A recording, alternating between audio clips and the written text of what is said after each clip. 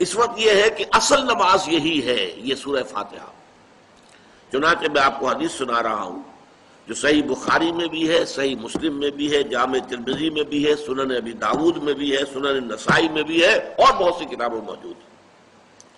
اور یہ عن عبادہ بن صامت رضی اللہ تعالی عنہ، حضرت عبادہ بن صامت سے ہے مرفوعا کہ حضور نے فرمایا لا صلاۃ لمن لم یقرأ بفاتحۃ الکتاب، اس شخص کی کوئی نماز نہیں ہے جس نے کہ سورہ فاتحہ کی تلاوت نہیں کی۔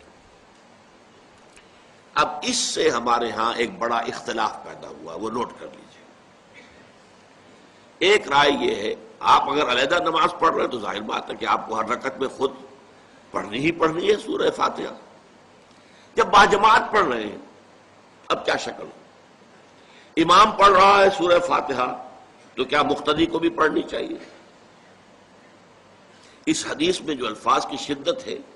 اس کی بنا پر رجحان یہ ہوتا ہے کہ یقیناً اس صورت میں ہر شخص کو لا صلاۃ لمن لم یقرأ بفاتحۃ الکتاب،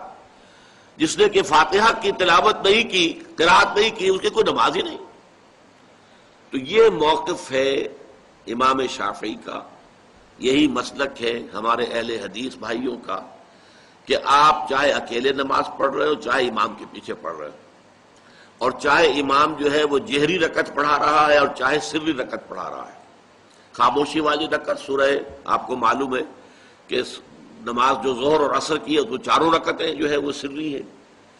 مغرب کے اندر آ کر دو جہری ہیں ایک سری ہے، عشاء میں آ کر دو جہری ہیں دو سری ہیں، سورہ اور نماز فجر کے اندر دونوں جو ہیں وہ جہری ہیں۔ تو چاہے جہری ہو چاہے سری ہو آپ کو بھی لازماً جو مقتدی ہے اسے بھی سورہ فاتحہ پڑھنی ہوگی۔ اب اس کے لیے انہوں نے یہ طریقہ جو ہے تلقین کیا ہے کہ امام تیزی سے نہ پڑھے، رک رک کر پڑھے، الحمدللہ رب العالمین، اس کے بعد اتنا وقفہ دے دے کہ جو مقتدی ہے وہ بھی کہہ لے اپنے دل میں یا پڑھ لے الحمدللہ رب العالمین الرحمن الرحیم۔ تو یہ رک رک کر پڑھنا، خاص طور پر اگر آپ کو موقع ہوا ہو کسی اہل حدیث امام کی امامت میں نماز ادا کرنے کا تو آپ دیکھیں گے کہ بڑا فرق ہے۔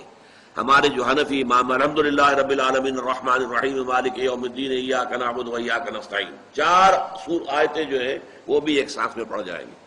لیکن یہ کہ عام طور پر جو اہل حدیث حضرات ہیں وہ رک رک کر ٹھہر ٹھہر کر پڑھتے ہیں، ترتیل کے انداز میں پڑھتے ہیں۔ یا پھر دوسری شکل انہوں نے ایک اور کی ہے، یہ آپ سعودی عرب میں جب کبھی نماز پڑھیں گے اور آپ پڑھی ہو آپ نے تو وہاں آپ دیکھیں گے کہ امام جو ہے وہ سورہ فاتحہ پڑھنے کے بعد کوئی 1 منٹ جو ہے خاموش رہتا ہے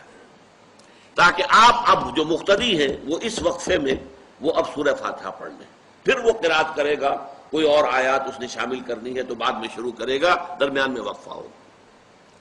لیکن ایک مسلک یہ ہے، اور یہ مسلک جو ہے یہ در حقیقت قرآن مجید کی ایک آیت کے اوپر مبنی ہے۔ سورہ اعراف کے آخر میں فرمایا گیا وَإِذَا قُرِئَ الْقُرْآنُ فَاسْتَمِعُوا لَهُ وَأَنصِتُوا، جب قرآن پڑھا جا رہا ہو تو توجہ سے اسے سنو، خود خاموش رہو۔ اب یہ قرآن مجید کی آیت ہے، اس کے بنا پر ایک رائے یہ ہے کہ آپ امام کے پیچھے سورہ فاتحہ نہیں پڑھیں گے، پڑھا جا رہا ہے سنو اس کو، خود خاموش رہو۔ اور اس کے لیے وہ دلیل دیتے ہیں کہ یہ شکل ایک وفد کی سی ہے، جیسے کسی بڑی شخصیت کے پاس اگر آپ کا کوئی وفد جاتا ہے، 8-10 افراد ہیں، ان میں سپوکس مین ایک ہوتا ہے، وہ بات کرتا ہے، باقی سب لوگ موجود رہتے ہیں، سنتے ہیں۔ اسی طریقے سے امام جو ہے وہ گویا کہ آپ کا نمائندہ ہے اور وہ پڑھ رہا ہے الحمدللہ رب العالمین الرحمن الرحیم مالک یوم الدین، تو امام کی قرات ہی آپ کی بھی قرات ہو گئی۔ گویا کہ اس آیت سے، اس حدیث سے اختلاف نہیں ہے، اس کی تعبیر سے اختلاف ہے کہ امام کا قرات کر لینا در حقیقت مقتدیوں کی طرف سے بھی قرات ہے۔ اس میں جو حنفی مسلک ہے وہ بہت سخت ہے، اور وہ یہ ہے کہ چاہے سری نماز ہو اور چاہے جہری ہو،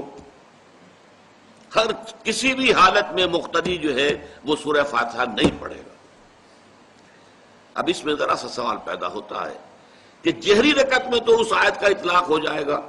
کہ وَإِذَا قُرِئَ الْقُرْآنُ فَاسْتَمِعُوا لَهُ وَأَنصِتُوا، سری میں تو اس آیت کا اطلاق نہیں ہوتا۔ بہرحال یہ مسلک ہے امام شافعی کا، ایک انتہا پر ہے، ہر صورت میں سری ہو یا